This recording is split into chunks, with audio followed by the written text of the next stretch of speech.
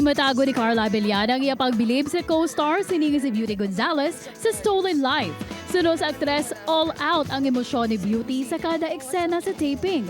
Maging mas mainit mga kapuso ang inyong hapon, pagod malantaw na umpisa sa Lunes, November 13, ang Stolen Life. Magalibot ang istorya sa epekto sa astral projection kung sari nagbayluhan na isang kalagang karakter ni Carla kag Beauty.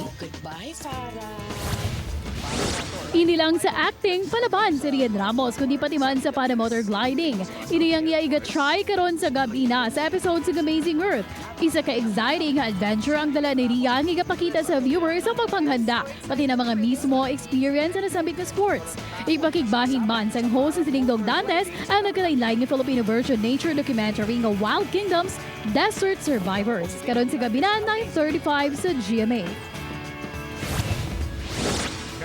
Samtang yari naman ang mga eksenang hindi mo dapat mamiss sa Black Rider.